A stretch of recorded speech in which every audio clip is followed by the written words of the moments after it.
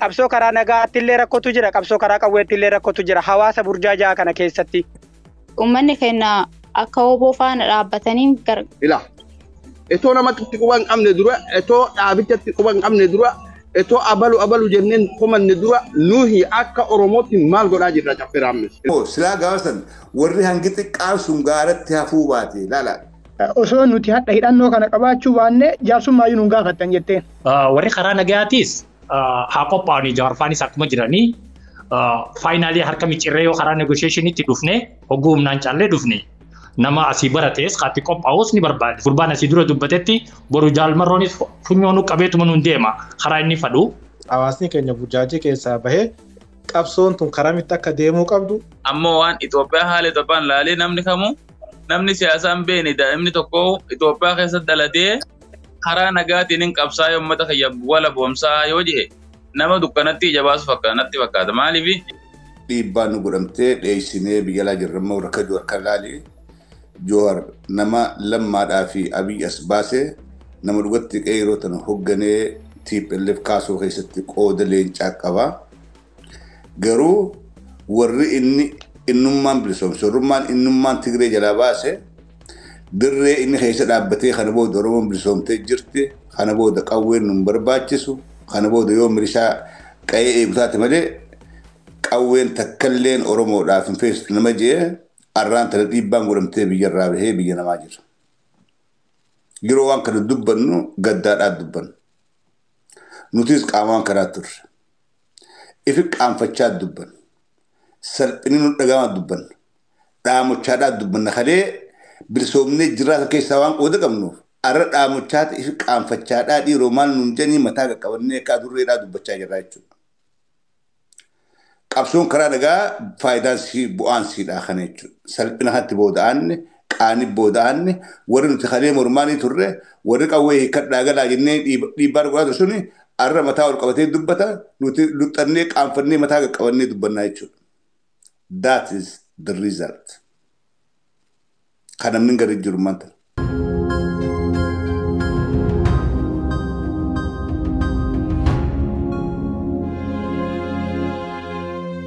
Dhaaba kobachuun dura sabni akka sabaatti uf ta'ee gaafa dhaabatee dhaaba qabaata malee wanni dhaaba hin qabne tokko waa qaba jedhee of himuun hin danda'amu. Dhaabbilee siyaasa Oromoo bira osoo hin geenne Oromoon siyaasa kana keessatti akkam ta'ee qabsoo kana keessatti ilaalcha akkamii qaba dirqama hawaasa kana ija sirriitiin qaqqabnee ilaaluu nu barbaachisa. Inni kun maali yoo jette uummanni Oromoo bakka lamaa jira jette. Fakkeenyaaf uummanni hawaasni dhaabni akka dhaabaatti loltuun akka loltuutti hawaasni akka hawaasaatti yoo hin jiraanne dhaabata akka yoo taate boodan warra cabiinsaati. Dhaabata akkatti yoo deemne dhaaba qawwee amma isin jettanitti illee deebine hawaasni akka hawaasaatti hin jiraatu akka hawaasaatti hin dubbatu yoo ta'e cabni keenya cabuma. Maali jennaan Oromoon kan inni hawaasni akka hawaasaatti dhaloonni akka dhalootaatti warri meeshaan qabnes warri dhaaba keessan galletti akka hawaasaatti dhaabbatee galma barbaadata. Galmi inni barbaadu maali? Qabsoo karaa nagaa Jawaar geggeesse qabsoo karaa qawwee yoo marroon geggeesse fuula marrootii fi jawaariin irraa yookaan jawaariif marroo jechuu dhiise galmi keenya eessa jedhe yoo hawaasni kun taargeetti irratti godhate galma isaa irratti. Galmi isaa eessa? Bilisummaa Oromoo fi walabummaa Oromiyaati. Hawaasni akka hawaasaatti jara kanneen yookaan ilaalcha isaanii siyaasa isaanii kanneen dhiise galma isaa irratti yoo taargeet godhate uummanni kunniin lachuu Oromoo yoo ta'e walii galchuu danda'a hawaasni gaafa kana jechaadha. Uummanni Oromoo bilisummaa fi walabummaa isaa irratti bilisummaa Oromoo walabummaa Oromiyaa irratti erga taargeet godhate galma san bichaa ilaaluudha. Amma fakkeenya fudhadhate dhaaba sadii dadhabde Oromoon miiliyoona 60 dhaaba sadii dadhabde warri miiliyoona 6 kun dhaaba meeqa akka of keessaa qabu caffee ni beekta. Maal irratti taargeet godhate beekta? Haga fedhe dhaaba fedhe haa qabatu. Maal irratti taargeet godhate? Oromoo gabroomsee nyaachuu irratti, Oromoo dhiitee bulchuu irratti irra jirullee, kan mormataa jirullee dhaabni warra nafxanyootaa kun Oromoo irra cabsuu irratti of jala dhiitee bulchuu irratti taargeet godhate jechuudha. Sabni keenyas qabsoo karaa nagaa komachuun duratti hawaasni akka hawaasaatti gad dhaabatee ati sirriin deemtu, ati sirriin jirtu yoo hawaasni hawaasa ta'e qabsoonni sirraa. Yoo hawaasni dhame ammoo hawaasa kanaan dura Jawaar himee ture. Yoo ati uf hin jabeessine yoo ati ijaaramteen dhaabbanne aniin si afoo dhaabbatu kun si gargalee waan fedhe si godhaa gaafa inni jedhe miidiyaa irratti jedhe namni martuu beekachaadha. Yoo hawaasni hawaasa hin taane marroolleen itti taphachuu danda'a, Jawaarillee itti taphachuu danda'a akkuma kaawwaniititti jechuudha. Hawaasni hawaasa ta'uu qaban nuti dhaloonni dhaabarraa bilisa taanee akka dhaabaatti dhaaba dogoggortuu sirreeffachuu danda'u nu barbaachisa. Inni kun qabsoo karaa qawwee fi nagaatti kanatti hin jettan jechaadha. Oromoodhaaf silaa osoo Itoophiyaan nagaa beekte furtuu fi furmaanni qabsoo amma karaa lamaan nagaaf qawween geggeeffame furmaata Oromoof Oromiyaan jedhee yaadee ture. Inni maali yoo jettee qabsoo karaa nagaatti illee rakkootu jira, qabsoo karaa qawweetti illee rakkootu jira hawaasa burjaajaa kana keessatti. Qabsoo karaa nagaa gaafa jedhan qabsoo karaa nagaa nu waggaa dheeraadhaaf uummanni Oromoo qabsaa'onni Oromoo keessa turtee dhagaa turree argaa jirra jechaadha. Eessa turan? Ji'a waggaa 4 fi baatii 9 lafa taa'anii gaafa baatiin 3-4 hafte mana hidhaatti ol guuranii filannoo booda gayyaasanii qabsoon karaa nagaa isaanii qaallittiif qilintoo xumurameera. Allaqe. Kana ture kaleessas kun seenaan nu dura jiru seenaa dhaloonni kun barreeffatee of keessaa qabudha jechaadha. Kana yaadataa deemuun dirqama kenna. Dhaloonni hin ta'uuf hin ta'a murteeffachuun dirqama uummata kanaati. Qabsoo karaa qawweellee yoo qabsoon karaa nagaallee barbaachisu jenne jala murreetti dhiisne qabsoo karaa qawweellee waraanni bilisummaa Oromoo diroonii fi taankii fi jeettiin qabu. Nuti akka kaleessaa yoo jiddu gala Oromiyaa keessaa waan tokko dhabne ijaarama tokko dhabne dhaaba hundaa'ee tokko dhaaba qabsaa'ee gad dhaabate tokko yoo hin qabne akkuma kaleessaa diinumatu abiyyitu shimallis nu kenna shimallistu taayyetti nu kenna nuti waraana bilisummaa Oromoo nuuf dhaannullee taankii fi diroonii fi diishkaa ka qabu warraa bosonatti achi ittisanii hangomarra jijjiiramanii jechuudha. Nuti ummata kana keessaallee ummata kana hawaasni akka hawaasaatti yoo dhaabate keessa saniillee karaa nagaa kanaalleen magaalaa kana Oromiyaa kana keessatti dhaaba hundaa'e qawwee maleellee qabaachuun dirqama ummata kanaan jedhee namanaan akka firoomsaatti jechaadha. Qawween akka qawweetti laali caffe qawween eenyu qaba si qaba dhaloota hawaasa qaba. Dhaaba siyaasa tokkoon galchu dhaabni nagaan falme nagaan haa falmu. Oromoon kan inni barbaadu maali? Bilisummaa walabummaadha. Qawween waan qawween barbaadu qalamaan argannaan abbaan qawwee fi fannifatee akka barbaade ta'a. Waan qawween barbaadu qalamaan barbaadu qawween argannaan abbaan qalama ofii boraafatee rafa. Hawaasni hawaasa yoo ta'ee dubbate isaan yoo dogoggoranillee ni sirreessaa jechuudha. Yoo akka hawaasaatti dubbanne qabsoon karaa lachiituu sirriidha. Hawaasa nagaallee nutu bira dhaabbata. Ka qawweellee nutu bira dhaabbata. Uummanni Oromoo isa malee jechuu dhiisee bilisummaa walabummaa malee jechuu qaba jechuu barbaadan kana magabaaba. Gaafa Thank you. yaa Thank you from kanuma galatooma. Kalee maal gaaraa gootan qawwee hiikkadhaa galaa Oromoon bilisoomtee jirti. Maal gaara keessa bineensa hojii haatan jenneetii dhiibbaarra godhaa turre. Deddeebinee barbaannee qaqqabaa turre. Arra garuu isaan sanitu dubbiin rabbi jabduudha. Oromootti mataa qabee Oromoo mataa ol qabachiise. Nuti garuu warri kalee akka jechaa ture sun mataa qaqqabannee luxxannee qaanoynee googaraa walii jalaa mataa ol baafnee dhiiroo Oromoon maali jirtee jechaa jira jechuudha. Kanaa ol salphinni hafee ni jira. Okay, Samira tuuf. Ayyee galatoomi. Gabaabdumaan jedha baay'ee sin jedhu ani yeroo fudhachuu sin fedhu waanuma xiqqashoon jedha. Akki jechuu barbaade karaa nagaatiif karaa qawwee isa jedhu kana jechuudha. Uummanni keenya har'a kasa'aa kanatti iyyuu as jala taa'ee dhaggeeffataa jiruu fi kan yaada kennates har'a harruma fakkaata. Borummootu iyyuu kan biraa deemee yoo ajandaa biraa bane karama san fakkaate jechuudha. Uummanni keenya takkaffaan tokkummaa siin qabu dhaaba siin qabu akkuma bishaanii garuma qajeelchan qajeelaa beektanii.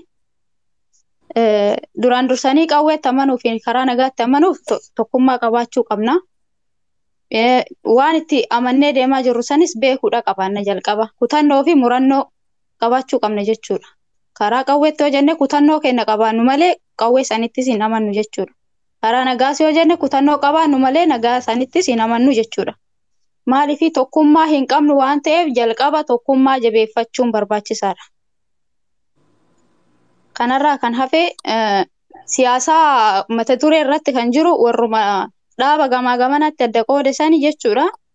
Hoggantootaatu itti beeka. Warri hooggantoota mataa gubbarra jiran isaanitu sirreessa. Uummanni keenya yeroo ammaa kan biyya jiran karaa qawwees filadhaa odoo jedhamanii isaan iyyuu miskiina gaafa waan naqeetiin gorsa dabarsu isaanuma wajjin harka dhayan. Gaafa piippiin dhattee gorsa dabarsitu isaanuma wajjin harka dhayan jechuudha. Dhaabbata hin qaban. Tanumaafiyyuu duraan dursa tokkummaadha qabaachuu qabna. Uummanni keenya akka oboo faana dhaabbatanii barbaadaa gama akka kiyyaatitti waanuma xiqqishoon jedha tanumaan jechuu barbaada. Qawwumaatti amanuutu nu baasa jechuu barbaadeetti. Jaarramuu qabna. Egguu jennu kana jenne iyyine haga ammaahi mee namni beekumsa qabu hojiitti haa hiiku. Ila etoo namatti quban qabne dura etoo dhaabichatti quban qabne dura etoo abalu jenneen komanne dura nuhi akka Oromootti maal godhaa jirra caffiraamnes. Ila akka nama tokkotti maal gumaachineerra hojii. Hisaaba namuu of haqeequu irratti haa deebinu. Ila of haqeeqnu dura itoo gartee nama hin qeeqne duratti of qeeqne maal hojjannee irra qabsoo Oromoo tanaaf ani hangasii. Ajara keenya waan hangammaa jirutti waa'ee qabsoo karaa nagaatii fi hidhannoo taasisuu jirraa irra hedduun namaa 95% Oromoodhaaf furmaanni qabsoo hidhannoodhaa malee hin jiru. Qabsoo hidhannoo cinaa dhaabbachuudha qabna. Qeeroon hidhachuu qaba. Qareen hidhachuu qabdi jechuu jiranii. Keessas gabbuunee khasaaraa qabsoo nagaa jechuun nu mudde tuttuqaa jirraa. Qabsoo irratti cichuun ammoo injifannoo nu fiddee dubbachaa jira jechuudha. Gaafa hundinuu harka dhoohinee dhiichisaadhaa. Footoo guddoo tolfannee namni bilisoomni jee biyya gaatu san biyyatti hin galuu uummanni kun ergamtoota isaan kun hin amanamanii ani bilisoomni jettaniis bineensa Oromiyaatiin bilisa baasaa jee Khadidee Maroo Dirribaadhaati. Kana dhugaarraa waliin kaanu. Hayyoota Oromoodhaa kan jiru keessaayis nama lama qofa. Wanni kun kijiba wanni opidoodhaa hin amanamtu jarri kun hattummaadhaan leenjii qaban warra hattummaadhaan PhD qabu soomtanii jirtanii uummata Oromoodhaa suuta ja'a qeeroo suuta ja'a jechaa warri ala kanaa turees nama lama warra gaaraa kan dhageenye marroodhaa fi warra isaa wajjin cichee tafee jechuudha. Narraa eegalee hundinuu warra harka dhawee bilisoomnee jirra dhiiroo guyyaa bilisummaa keenyaa kame kana booda Oromoon qawwee hiikkachuu qabdi qawwee nun feesisuu nun barbaachisuu jechaa turre jechuudha. Narraa eegalee. Gaasan garuu hubboodhaani maraannee dogoggora hamaa keessa turre. Hundinuu hayyoonni keenyaas nutis hundinuu doofummaa dayyuusummaa hamtuu keessa turre. Akkas jennee osoo harka dhooyinuu jarri nu qophaawee nu duubaa nu qophaawanii nu nyaata. Wanni kun maal na achiisireettanii 1992 gaafa waraanni bilisummaa Oromoodhaa mooratti haa galu jedhanii mooratti nu galchan nuti lolirraa haayatti moora galle. Mut godha namni duruu mut godha eenyu Ridwaan mut godha. Haadheetti moora galle jechuudha. Nu marsanii. Nuti ganaadha manguddummaan haasomteeti karaa Finfinneedhaa ol deemuudhaaf teenyaaf teenya gaasammee dhageeffadhaa. Karaa Finfinnee ol hiinneeti mootummaa keessatti Oromiyaa ijaaruudhaaf deemnaa. Kanaafuu karaa nagaatiin finnaa waraanni kana booda loluun qabu mooratti galaadhaa as ta'ayyatti nyaataas nu fidanii qawwees firaa lafa keenyee ispoortiin dalaynee inumaa hanga xiqqaan habbaan jechuudha. Hangolti kana goonu jarri maal godhu jira? Jarri jalaan kuteeti nu qophaawanii marsanii gamaa gamanaan gammoojjii keessaan jalaan nu dhufaa jiran gubbaanis akka nuti hin baane.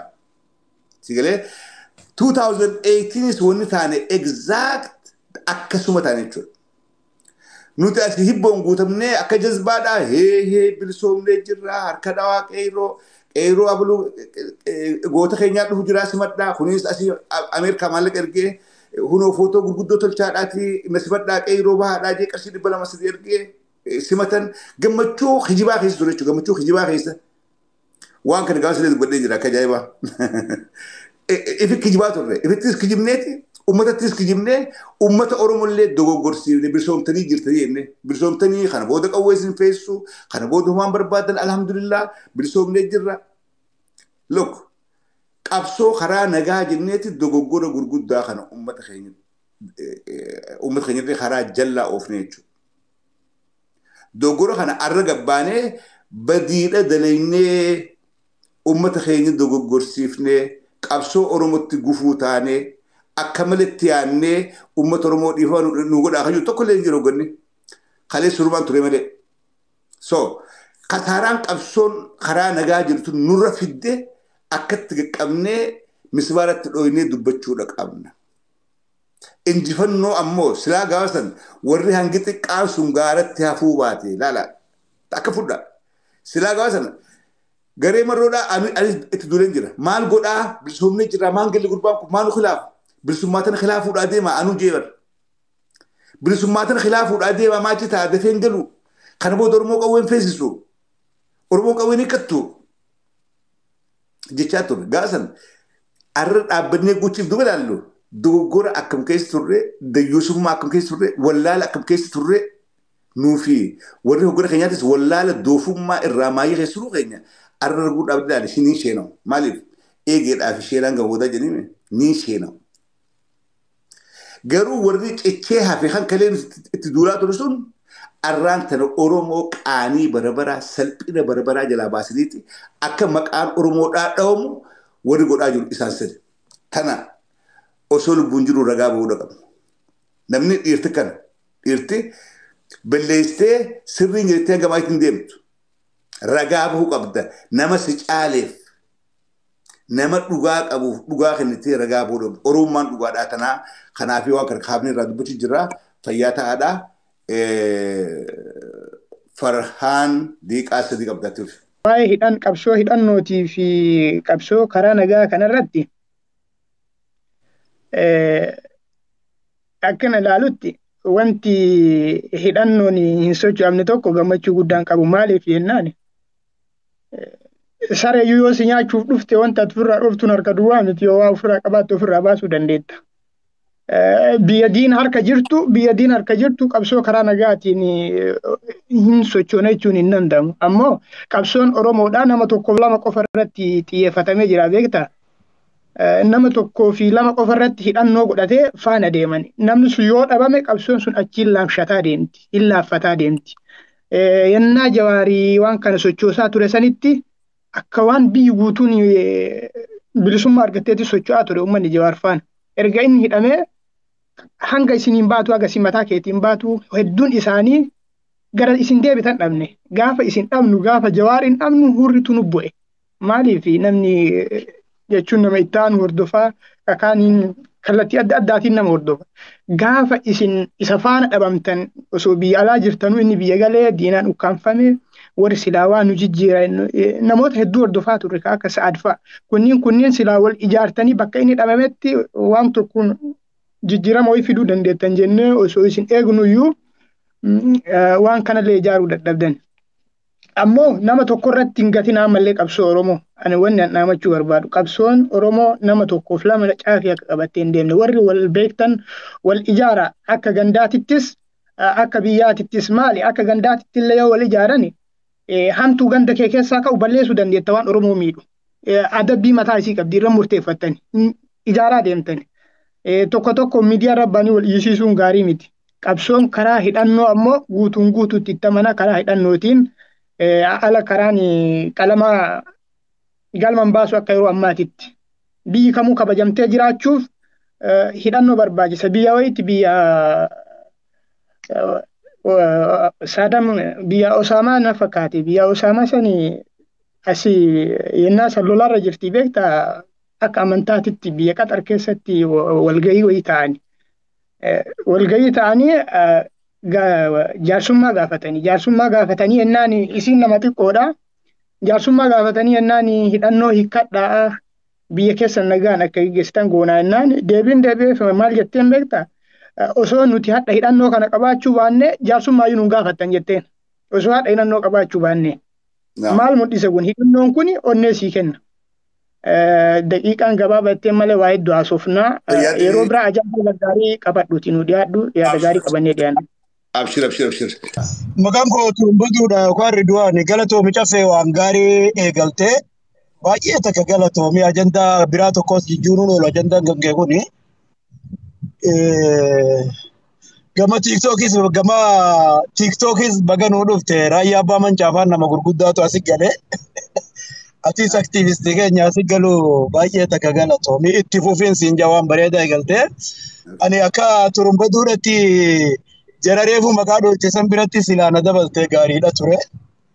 Warra Saudi Arabiyaadhatti maraataadha jaamee gaafa waraanni adda bilisummaa Oromoo hiikkatan jiru sanii maraataa ta'eef jechuudha. Maraatuu sanittiin turre booda Oromoon karaa keenya deebite bareedaa waan gaariitti jirta. Marii kanatti fufi qabsoo karaa nagaa ammaati uummatuma kana yaada isaanii bareedaa baruudhaaf deemta malee kallattiidhaan itti buuteetuma qabsoon karaa nagaa kun nun baasu jechuu barbaaddeetuma yaada namaa baruu deemta. Yaada namaa baruun bareedaadhaati qabsoon karaa nagaa nun baasu abbaan qabsoo karaa nagaatis rakkatee jira. oduun tokko kan deddeemus ififuu biyyarraa ba'ee jira. Hin jiru qabsoon karaa nagaa jara keenya. Tokkummaan Oromoodhaatis tokko taana jechuun wanni jaalamu kun na biratti fudhataman qabu. Namni waan jabaa tokko yoo harkee waan jabarra tokkooma malee namni lafaa keessatti makkanumatti addunyaan tokkoomte hin jirtu. Humni nu tokkoomsu waraanni adda bilisummaa Oromoodhaa amma jabaatee jira. Sadarkaa diroomiidhaan dhaabamu nurra jirra. Ijoollee tana bira qofa dhaabbadhaa jechuun barbaada. Waan biraan qabu karaa dheeraas deemuun fedhu. Kanumaan jechuu barbaade cafee baay'ee takka galatoofi ajandaa kanatti fuuf. Yogguun daanuu kooti. Fayyate. Ajandaa tokko ajandaa dhibbanaasa. Arraaf ajandaan kanaa buru ajandaan kabiraati. Waa'ee Oromoo keessa olii gad deemneeti ajandaa finnee marachiifnee marannaa. Fayyate. Caffee assalamu alaikum. Assalamu alaikum warahmatullah. Nagaa caffee khair. Waalaikum salam warahmatullahi wabarakatuh. Bless you. Nice to meet you. Long time we are friend on Facebook. Wangari jirta. Yaada bareedaadha mariisiisuuf jirta. Walumaan dubbachuu barbaade caffee keenya. Oromoon rakkoo hamaa keessa seenee jira akka sabaatitti. Ammoo rabbiif galannee aga'uu jaalmarroon bosonatti hafeessuun sablinaa fi qaanyii sanirraa nu oolchee jira. Waan takka gareen Shimallis akka Hangaasaa Ibrahim jeetti shanee Shimallisii fi shanee Biltsiginnaatii fi waraana woboo jira. Maqaa waraana wobootiin uummata dha'uu jiranii jee. Waan san advaanteejii illee nuu qaba beektaa akka sabaatitti. Mootummaan dirooniidhaanis uummata keenya dha'uun advaanteejiidha qaba. Maali yoo jennee namni sabni tokko yoo akka gaariitti gad hacuucame malee fincilee hin ka'u. Yoo raqa qabbanaawaa deeme gaarii hin ta'u. Akka gaariitti itti shidamnaanii qabsoonis finiintee deemti beektaa. Jawaaris akki jee gaafa 2018 san nama qophaawee biyya tana transitional lead godhuu akka Oromootitti paartiin gahaa hin qabnu je. Calculated risk fudhanneeti OPDU mahamtuu tanaa nurra jira jenneeti isaanii karninee irratti isna je. Sanirraayis wanta akka barannee warri karaa nagayaatis haa qophaa'anii jawaarfaanis akkuma jiranii faayinaalii harka micirree yoo karaa negotiationitti dhufne hogguu humnaan caallee dhufne nama asii baratees kaatti qophaa'uus ni barbaadise. Not only the military mind. Akka gurbaan asii dura dubbatetti boru jaalmarroonis funyoonuu qabeetuma nuun deema karaa inni fadhu. Kanaafuu warri kunis jiraachuu qaba. Ammoo uummanni furmaanii tokkichaan only one option we have waboodha yookaan hin dhaba mataanaa jechuudha. Kana mataa isaatti beekuu qaba. Galatoomeen galmaan jechuu barbaade. Caffee galatoomee yaada bareedaadha. Akkatti marii kana wal bira qabee namni yaada uummataa kana wal baasanii waan sadarkaa irra jiru irratti hawaasni kun maal jira maal keessa dabree akkatti mari'achuun waan gaariidha. Dhugaadhaa qabsoon Oromootuun burjaajamtee jirti. Hawaasni keenya ammallee burjaajii keessaa bahuu hin dandeenye. Hawaasni keenya burjaajii keessaa bahee qabsoon tun karamitti akka deemuu qabdu sagalee tokkoon dhaabbattee yaadu qabu. 2018 namoonni bilisoomnee jiraa jedhee sun nun baafne tajirtu irratti deemuu qaba ammaan tana jechuudha. Karaa warri nagaa akkuma namni amma dura bahee kun jedhutti warri karaa nagaatiin ni deemna jedhus haa ta'u faayidaa qaba rakkoon qabdu. Ammoo wanti amma dhaabbachuu jirtu karaa qabsoo karaa hidhannoo tanaan itti jabaachuu qaba hawaasni keenya. Tanumaan jedhaan yaadni kiyya. Haasu. Assalamualaikum warahmatullahi wabarakatuh. Kam jatuh belasi cafe baga jirat. Waalaikumsalam warahmatullahi wabarakatuh. Iga wangari hasu jirta dugu ada le honni hun wana maduralle anaka nama tokkotti waan kana maduralle asatin ture yero amma kana biyya kanya kun akkamale waan mootummaan shiftaa waan ta'eef karaan nama baasu karma ummanni kanya duritti qabsaa turan karaa waraan bilisummaa Oromoo ta'uu kana yeroo hedduu irra deebiin dubbataa turre garuu haa ta'u namoonni tokko hin fudhanne ture yaada namaa jala deemus danda'anii warri karaa nagaatiin qabsaa olleen barbaachisaadha jedhan hedduu ture garuu yeroo ammaan tanaa kana biyyi kun biyya karaa nagaa keessatti qabsaa'uu danda'an biyya dimokiraasiin ijaaramteedha biyyi kun garuu impaayera afaan qawweetiin ijaaramte waan ta'eef tasuma waan karaa nagaatiin hin danda'amne keessatti qabsaa'uun kanaafuu warri karaa nagaatiin qabsaa'uudhaaf yaalii godhalleen baga yaalanii dhugaa san arganii yeroo hedduu uummanni kun dararamaa ture warra karaa nagaa kana ibsaaf. Waraanni bilisummaa Oromoo garuu abdii osoo muriin haga ammaatti diroonii jala ta'anii qabsootti jiran. Uummata kanaaf dhugaa dubbatuudhaaf deeggarsa cimaatu barbaachisa. Uummanni keenya haga danda'uun haga lubbuu isaa ga'utti bira dhaabbatu qaba. Waraanni bilisummaa Oromoo cimuu qaba.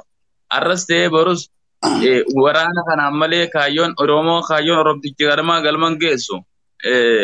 Akkuma beekamu biyyi takka biyya taatee ijaaramuudhaaf waraana barbaachisa. Waraanni kun ammoo uummanni Oromoodhaa walirratti eeguu qofa osoo hin taane uummata kana deeggarsa maallaqaa fi qaamaan bira dhaabbatee haga jirutti ilmi Oromoo tokko gahee mataa isaa bahuu qaba. Gahee mataa isaa bahuu waan jiru warri biyya jiru yoo barbaachisaa ta'e qaamaan wajjin hirmaachuu danda'a. Kan biyya hin jirre yoo barbaade deeggarsa maallaqaatiin dinagdeedhaan waa hundaanuu gargaaree kaayyoo Oromoo isa ganama sun galmaan gahuudhaaf waraana bilisummaa Oromoo qofa deeggaruu yookaan isaan qofa wajji qabsaa'uu qabna. Akka nama tokkootti yaadni kiyya kanuma. Warra karaa nagaa kana duraan illee natti tolaa garuu silaayi ammoo waan Itoophiyaa haala Itoophiyaan ilaalee namni siyaasaan beene daa'imni tokko Itoophiyaa keessatti dhalatee karaa nagaatiin hin qabsaa'e uummata kiyya wala boomsaa yoo jedhe nama dukkanatti ija baasu natti fakkaata. Maaliif waan hin danda'amne egaa mootummaa laallee garra yeroo hedduu namni karaa nagaatii miti namni gaafii mirgaa gaafate akka hin hidhamu akka ajjeefamu akka dararamu osoo laallee garuu akkam jetteeti dhaabbatee karaa nagaatiin gaafatta. Yeroo hedduu uummata keenya kadhumeef sagalee ta'uu hin dandeenye warra karaa nagaa kun. Saniifuu an akka kiyyatti duraanis karaa nan deeggaru bara koolaa qorsitti irraa kaasee waraana bilisummaa Oromooti. Warroonni karaa nagaa deeggaranillee sila humna takkaan gara tokko deemnee waa argamsiifne natti tola. Anumaan jaallatoomi yaada gaarii jetta. Namoonni hundinuu ilmaan Oromoo ta'ee akka Oromootti gahee isarraa eegamu bahuu qabaan jaanii bilisummaa daddafsee fiduudhaaf. Dirree gubbaa dhaabbattee irratti baroodirraa gantuun oppidiyoon si ariitee haaratti baqattummaa sheem oonaas. Kun hundi maaltu dhufe dogoggora siyaasaa kan hojjennee kanaa nu gad dhufe jechuudha. Dogoggora siyaasaadhaa kan hojjenne. Dogoggora kana awwaniin jechaa jiru. Dogoggora keenya kana fudhachuu qabna. Fuulduraaf sirreeffachuu qabna. Qabsotti irraa dheessuu miti qabsotti deemuudha qabna. Karaa kamiin eega karaan nagaan ta'in qabbanooytu harka ooyettu fal'aana kara qabsoo irra nusuudha. Qeeroo asbanii ka'a. Karaan kana malee hin jiru falmadhaa. Wabud dabalamaa hidhadhaa leenjii fudhaa. Qeeta isa keessa qophaa'ee feegaa jennee uummata Oromoodhaa dammaqsuu qabna. Timuu qabna. Hawaasni kaan dhumataa namni kaan gaafa rafuu hedduu namatti dhagahama dhugaa dubbatuuf. Galatoomi jaffee.